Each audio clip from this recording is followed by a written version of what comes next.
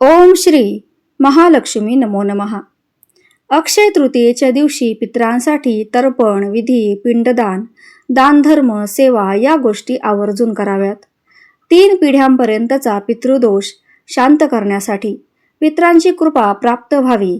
पितृदोषामुळे तुम्हाला तुमच्या आयुष्यामध्ये, तुमच्या संसारात ज्या काही अडचणी येत आहेत त्या दूर होऊन तुमची अडलेली कामे पूर्ण व्हावी, त्यासाठी वर्षातील अक्षय तृतीया दिवस अतिशय महत्त्वाचा आहे. असं म्हटलं जातं की या दिवशी पितृलोकातून पितृ येत असतात आणि आपल्या घराचा उंबरठा जो असतो तर उंबरठ्याजवळ ते बसलेले असतात.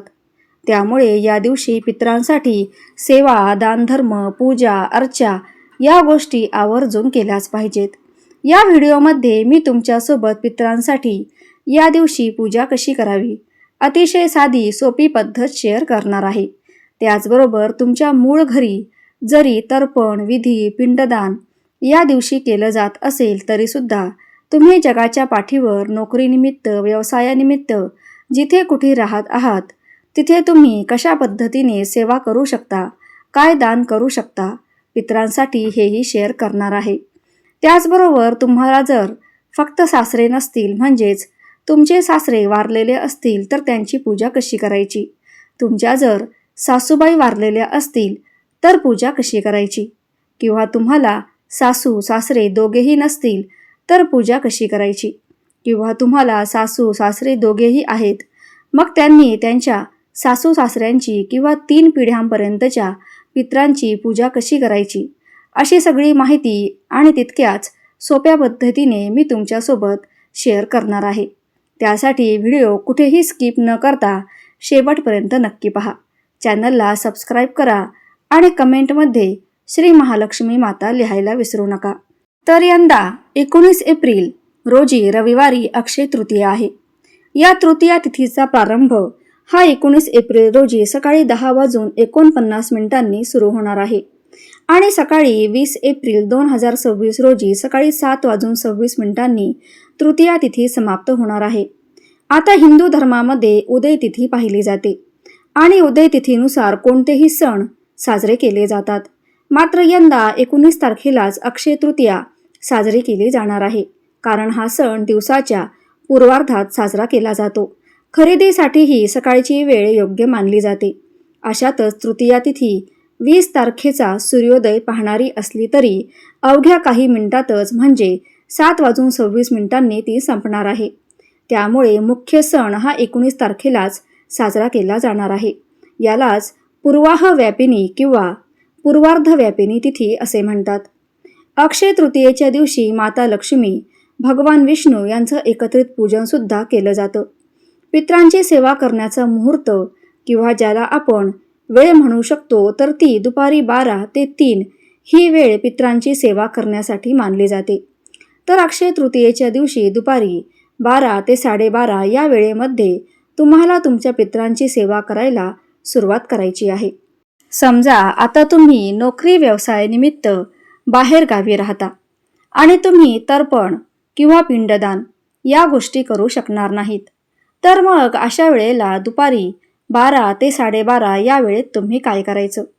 तुमच्या घरामध्ये जी दक्षिण दिशा आहे, हॉलची असू द्या किंवा कोणत्याही रूमची असू द्या, जी दक्षिण दिशा असते तर दक्षिण दिशेला एक छोटासा पाट ठेवायचा. त्याच्यावर मुठभर किंवा आपण एखादी वाटी, एखादा ग्लास तांदूळ टाकायचे आणि त्या तांदूळावर न वापरलेली एक पणती घ्यायची. त्या पणतीमध्ये जे कोणतं तेल तुम्ही देवासाठी वापरता ते तेल टाकायचं आणि सिंगल वात त्यामध्ये लावायची आणि दक्षिणेकडे ज्योत करून हा जो दिवा आहे तो प्रज्वलित करायचा आणि आपल्याला बसण्यासाठी आसन घ्यायचं.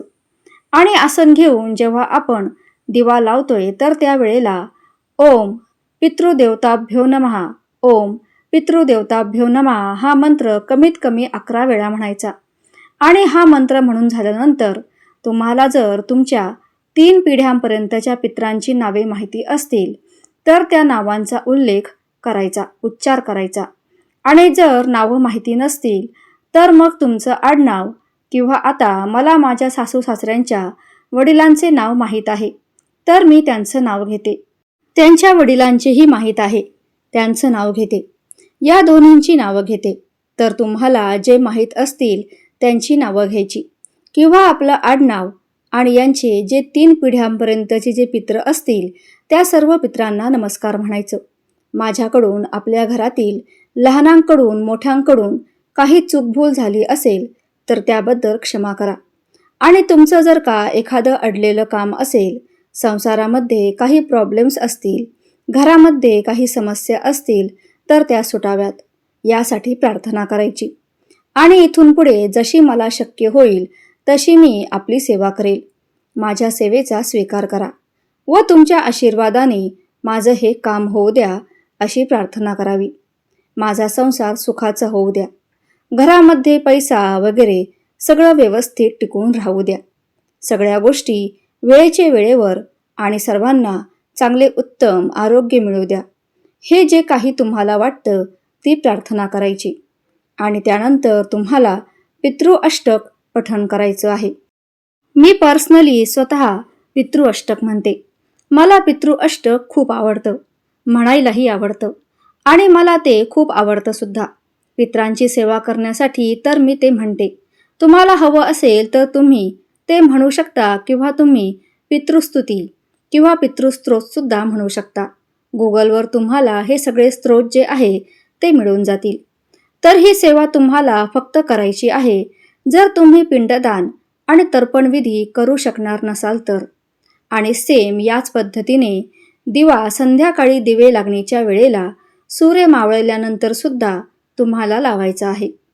त्याचबरोबर या दिवशी तुम्ही जिथे कुठे आहात जगाच्या पाठीवर, तिथे तुम्हाला पाण्याने भरलेला एखादा नवीन माठ, घरातील जुना नाही, नवीन एक माठ आणायचा, त्याच्यामध्ये पाणी भरायचं आणि पाण्याने भरलेला हा माठ, किंवा ज्याला आपण सुरई म्हटलं जातं, छोटी असते बघा, तर ती पाण्याने भरलेली सुरई या दिवशी एखाद्या गरजू व्यक्तीला, गरीब व्यक्तीला तुमच्या पित्रांचं स्मरण करून त्यांचं नाव घेऊन तुम्ही दान करू शकता. तसेच सेम तुमच्या ज्या काही समस्या असतील, अडचणी असतील त्या सुटाव्यात यासाठी प्रार्थना वगैरे, म्हणजेच घरी तो पाठ आणायचा, त्याचं पूजन करायचं, त्याच्यामध्ये पाणी भरायचं. पित्रांना तुम्हाला जी काही प्रार्थना करायची आहे ती प्रार्थना करायची. आणि त्याच्यानंतर दुपारी 12 ते 4 या वेळेमध्ये हा माठ तुम्हाला पाण्याने भरलेला दान करायचा आहे. कुणी जर घेणारं नसेल तर घराच्या आजूबाजूला जिथे कुठे एखादं मंदिर असेल तर तिथे तुम्ही हे ठेवून आलात, तिथे दान केलं तरी सुद्धा चालू शकतं. हे झालं पित्रांच्या नावाचे व्यवस्थित दानधर्म. आता समजा तुम्हाला पित्रांची जी पूजा आहे ती व्यवस्थित करायची आहे, तर तुमचे सुरुवातीला सासू आणि सासरे तुम्हाला दोन्हीही नसतील तर कशा पद्धतीने करायचं ते सांगते. समजा आता तुम्हाला सासूही नाहीये आणि सासरेही नाहीयेत, मग अशा वेळेला काय करायचं? दुपारी 12 वाजता पूजेला सुरुवात करायची. दक्षिण दिशेला तोंड करून तुम्ही स्वतः बसायचं आहे आणि दक्षिण दिशेला समोर एखादा पाठ तुम्हाला ठेवायचा. त्या पाठावर वस्त्र अंथरून घ्यायचं. तुम्हाला बसण्यासाठी आसन घ्यायचं. सुरुवातीला दिवा लावायचा आहे. दिवा, धूप, अगरबत्ती लावून घ्यायची आणि त्यानंतर एक पत्रावळी तुम्हाला घ्यायची आहे. पत्रावळी किंवा एखादं ताट तुम्ही घेतलं तरी सुद्धा चालतं. त्यावर तुम्हाला जसं बघा पाऊणशेर किंवा किलोभर किंवा 1.25 किलो, खूप कमी पण नाही आणि खूप जास्त पण नाही, असे तुम्हाला थोडेसे गहू किंवा एखाद्या तांब्या भरून गहू असे टाकायचे आहेत. आणि त्याच्यावर तुम्हाला एक मोठा माठ घ्यायचा आहे. इथे तुम्हाला दिसतोय बघा फोटोमध्ये, तर असा एक मोठा माठ घ्यायचा आहे. त्याला केळी असं म्हटलं जातं. आणि त्याच्यावर एक छोटा माठ आहे बघा, याला करा म्हटलं जातं. आता तुम्हाला सासू सासरे दोन्ही नाहीयेत, म्हणून आपल्याला केळी आणि करा दोन्हींची पूजा करायची आहे. तर आता केळी म्हणजे ज्यांना सासू नाहीये त्यांनी केळीची पूजा करायची असते, आणि ज्यांना सासरे नाहीये त्यांनी कराची पूजा करायची असते. पण तुम्हाला सासू सासरे दोन्ही नाहीयेत तर मग खाली प्लेट किंवा पत्रावळी घ्यायची, त्याच्यावर गहू, त्याच्यावर आपली ही केळी म्हणजेच मोठा माठ ठेवायचा. त्या माठामध्ये पाणी टाकायचं, त्याच्यामध्ये हळद कुंकू तुम्हाला टाकायचं आहे. तुळशीचे पान, सुपारी, 1 रुपयाचं नाणं तुम्हाला टाकायचं आहे. एखादं फूल टाकायचं आहे. त्याच्यावर करा ठेवायचा. तो करा सुद्धा सेम पाण्याने भरायचा आहे. या वस्तू टाकायच्या आणि त्याच्यावर मग तुम्हाला बऱ्याच ठिकाणी काय केलं जातं की खरबूज ठेवलं जातं आणि बऱ्याच ठिकाणी आंबा ठेवला जातो. जर तुमच्याकडे काय ठेवण्याची पद्धत आहे ते तुमच्या घरातील मोठ्या मंडळींना किंवा तुमची जी भावकी असेल त्यांना तुम्हाला विचारायचं आहे. आणि मग वरचा जो करा असतो छोटा माठ, त्याच्यावर तुम्हाला तुमच्याकडे जे ठेवलं जातं किंवा तुमच्याकडे खरबूज किंवा आंबा किंवा काशीफळ, भोपळा या व्यतिरिक्त काही ठेवलं जात असेल तर तुम्हाला ते ठेवायचं आहे. हे ठेवून घ्यायचं आणि हे जे दोन्ही माठ आहेत, करा आणि केळी, यावर कुंकवाने उभ्या रेषा ओढायच्या नाहीत, कारण ही आपण पितरांची पूजा करत आहोत. म्हणून या करा आणि केळीवर आपल्याला चंदनाने वरून खाली रेषा ओढायच्या आहेत.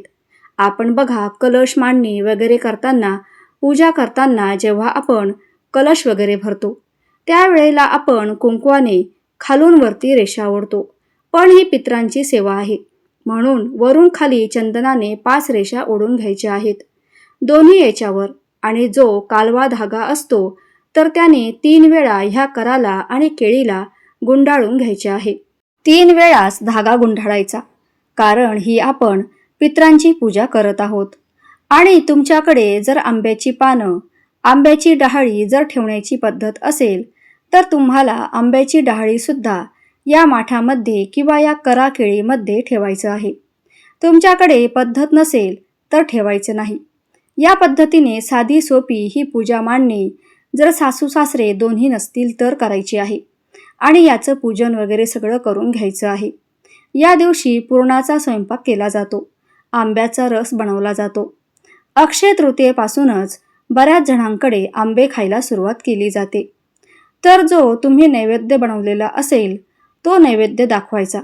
तुमच्या पितरांचे, तुमच्या सासू सासऱ्यांचे तुमच्याकडे फोटो असतील तर या करा केळीच्या मागे तुम्ही फोटोसुद्धा ठेवू शकता. फोटो स्वच्छ पुसून घ्यायचे, त्यांना हार, फुले सगळं अर्पण करायचं आहे. धूप दीप दाखवायचं, नैवेद्य दाखवून घ्यायचं. ही झाली आपली साधी सोपी पूजा. आणि त्याच्यानंतर मग तुम्हाला आगरी द्यायची आहे. आगरीसाठी काय करायचं तर तुमच्याकडे हवन पात्र असेल तर ते घ्यायचं, किंवा मग तुम्ही कशा पद्धतीने नवरात्रीमध्ये वगैरे हवन पेटवता किंवा स्पेशली तुमच्याकडे अक्षय तृतीयेसाठी एखादं हवन पात्र असेल तर ते घ्यायचं. त्याच्यामध्ये गौरीवर शुद्ध गाईचं तूप टाकायचं, त्याच्यावर कापूर टाकायचा आणि ते प्रज्वलित करून घ्यायचं. आणि ते तुम्हाला तुमच्या दरवाजामध्ये न्यायचं आहे. आणि जे काही तुम्ही स्वयंपाक बनवला असेल पुरणाचा, ते सगळं थोडं थोडं एका ताटलीमध्ये घ्यायचं. त्या सगळ्याचं एकत्रित कुस्करा करायचा. ते सगळं चुरून घ्यायचं, कुस्करा करून घ्यायचा किंवा एक एक घास तोडून घ्यायचं. त्याच्यात सगळं जे काही बनवलं आहे ते त्याला लावायचं. आणि त्या अग्नीवर आघारी म्हणजेच पितरांना आपण घास देतोय असं ते तुम्हाला, ते तुम्ही कालवलेलं आहे ते तुम्हाला त्याची आगरी आपण जे हवन पात्रामध्ये पेटवलेलं आहे त्याच्यावर तुम्हाला टाकायचं आहे. या पद्धतीने आगरी जी आहे ती द्यायची आहे. आणि मग बाकीचं जे उरलेलं आहे ते तुम्ही गाईला खाऊ घालू शकता. किंवा तुमच्याकडे ही आगरी केली जात नसेल तर तो दाखवलेला नैवेद्य आहे तो तुम्ही तुमच्या घराच्या आजूबाजूला कुठे गाय असेल तर त्या गाईलाही खाऊ घालू शकता.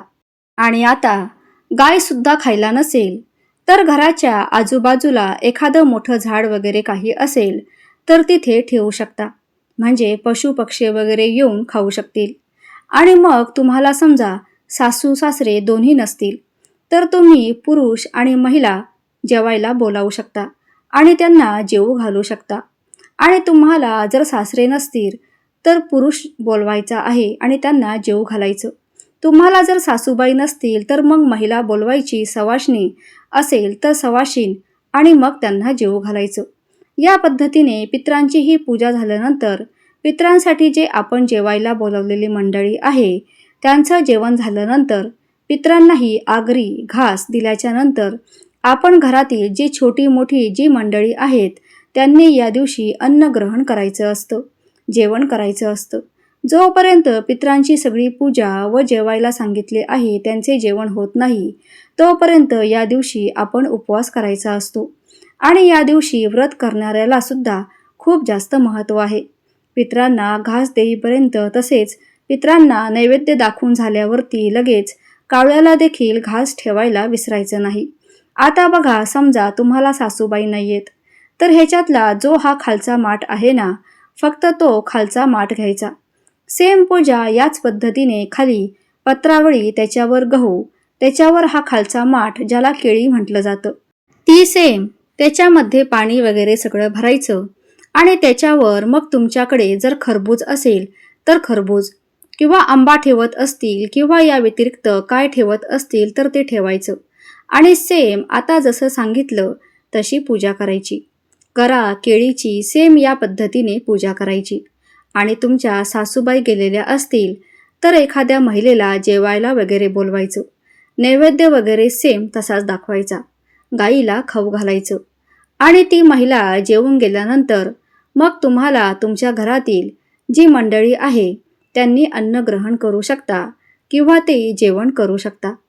आता समजा तुमचे सासरे फक्त गेलेले असतील, तर अशा वेळेला फक्त वरचा जो करा आहे, जो छोटा माठ आहे, त्याचं फक्त पूजन करायचं आहे.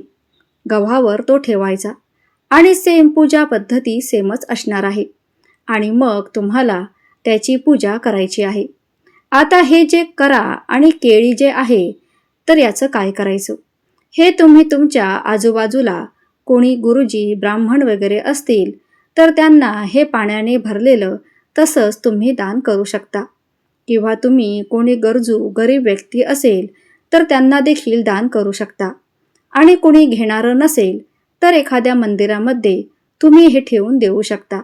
आता हे जे पाणी वगैरे आहे तुम्हाला दुसऱ्या दिवशी लगेच दान करायला जमलं नाही, तर घरातील तुळस वगैरे सोडून इतर झाडांना त्यातलं पाणी टाकायचं आहे. आणि जेव्हा तुम्ही मंदिरात किंवा इतर कोणाला देत आहात तर त्यावेळेला दुसरं स्वच्छ पाणी भरून पाण्याने भरलेला हा माठ दान करा. किंवा केळी तुम्हाला दान करायची आहे.